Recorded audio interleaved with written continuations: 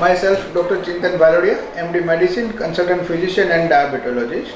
તો આજે આપણે ડાયાબિટીસની વાત કરવાના છીએ કે ડાયાબિટીસના ટાઈપ્સ કયા કયા હોય છે, શેનાથી ડાયાબિટીસ થાય છે, આપણે એના સિમ્ટમ્સ કયા હોય કે લક્ષણો કયા હોય કે એમાંથી આપણે જલ્દી અર્લી ડાયગ્નોસિસ થઈ શકે, એની ટ્રીટમેન્ટ શું હોય છે, જમવામાં શું ધ્યાન રાખવાનું હોય છે અને મોટી ઉંમરના વ્યક્તિઓમાં ખાસ શું વધારે ધ્યાન રાખવું પડતું હોય છે, એ બધા વિશે આપણે થોડું ડિસ્કસ કરીશું.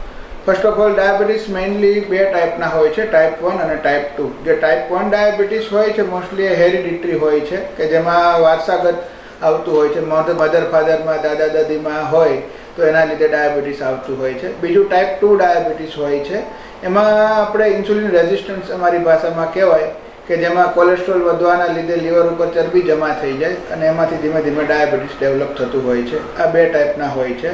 વધારે ગળ્યું ખાવાથી ડાયાબિટીસ થાય એ ટાઈપનું એટલું બધું હોતું નથી. બીજું આપણે કયા કયા લક્ષણો હોય છે કે જેનાથી આપણે ડાયગ્નોસ કરી શકીએ ડાયાબિટીસ. મેઇનલી ઘણાને અચાનકથી વજન ઓછો થઈ જવો, વેઇટ લોસ થવો, વધારે ભૂખ લાગવી છતાં પણ વજન ઓછો થવો એક ડાયાબિટીસની નિશાની છે. બીજું વધારે પડતી તરસ લાગવી, વધારે પડતું બાથરૂમ જવાનું થાય, પેશાબમાં બળતરા થાય, યુરિન ઇન્ફેક્શન થાય, કોઈ જગ્યાએ ઘાવ લાગ્યો હોય તો જલ્દીથી રૂજાય નહીં. તો આ ટાઈપના બધા ડાયાબિટીસના અર્લી લક્ષણો હોય છે. બીજું એક ઘણાને હાથ પગમાં ખાલી ચડતી હોય, તળિયા બળતરા થતા હોય, ઝણઝણાટી થતી હોય તો એ પણ ડાયાબિટીસના કારણે જે નસો સુકાઈ જતી હોય, બ્લડ સર્ક્યુલેશન ઘટી જતું હોય તો એનાથી આ ટાઈપના સિમ્ટમ્સ આવી શકતા હોય છે. બીજું, આપણે ડાયાબિટીસની આગળ ટ્રીટમેન્ટ કઈ રીતની રહેતી હોય છે, મેઇન બે પાર્ટ રહેતા હોય છે. એક ડાયટ અને એક્સરસાઇઝ કે જેનાથી આપણે અડધું ડાયાબિટીસને કંટ્રોલમાં લાવી શકીએ, અને બીજું મેડિકેશન કે જે આપણે દવાઓ અને ઇન્સ્યુલિનથી ટ્રીટમેન્ટ કરતા હોય છે. તો આપણે ડાયટમાં શું શું ધ્યાન રાખવાનું હોય, તો ડાયટમાં આપણે જે ગળી વસ્તુ આવતી હોય જેમ કે ખાંડ છે, ગોળ છે, સાકર છે, મધ છે, કોઈ પણ પ્રકારમાં આપણે મીઠાશ ન જવી જોઈએ. બીજું કે ફ્રૂટ્સ કયા કયા ન ખાવા જોઈએ, તો મેઇનલી આપણે જે અત્યારે કેરી આવે છે, કેળા છે, ચીકુ, પપૈયા, તરબૂચ છે, શક્કરટેટી છે, એવા જે મીઠા ફ્રૂટ્સ આવતા હોય એને આપણે ઓછા લેવા જોઈએ અથવા ન લો તો પણ સારું. અને બીજું કયા ફ્રૂટ્સ ખાઈ શકાય, તો કે ખાટા ફ્રૂટ્સ છે જેમ કે સફરજન છે, ઓરેન્જ છે, કીવી છે, ડ્રેગન ફ્રૂટ છે, દાડમ છે, થોડે દ્રાક્ષ છે, એ ટાઈપના ફ્રૂટ્સ આપણે ખાઈ શકાય. ફ્રૂટ્સમાં પણ થોડો એનો પોર્શન કંટ્રોલમાં હોય કે લિમિટેડ પ્રમાણમાં આપણે ખાધું તો વધારે સારું રહે.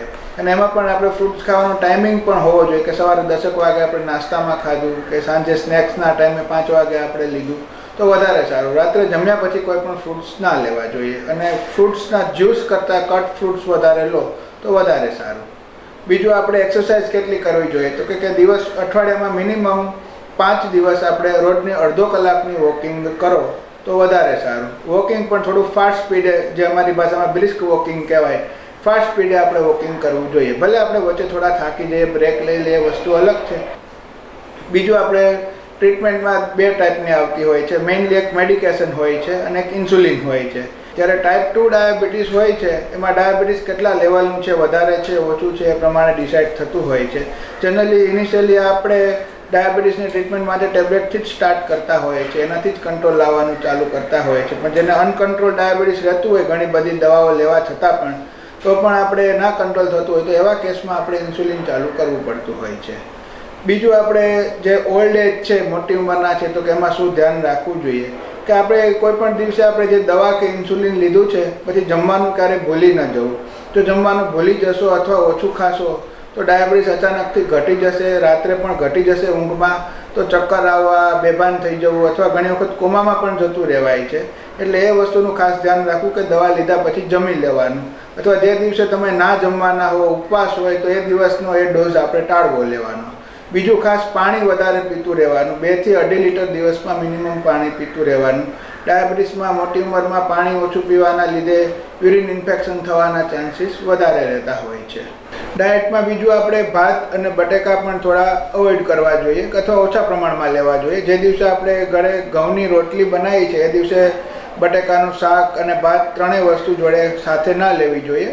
અને ઘઉંમાં પણ દિવસમાં 3 ટાઈમ આપણે ઘઉં ના લેવા જોઈએ. એક ટાઈમ આપણે જુવાર છે, બાજરી છે, રાગી છે એ ટાઈપનું વધારે લો તો સારું. એમાંથી આપણને ન્યુટ્રિશન પ્રોટીન પણ વધારે મળશે અને શુગરનું જે વધવાનું છે, શુગર સ્પાઇક આવે છે એ પણ ઓછો રહેશે.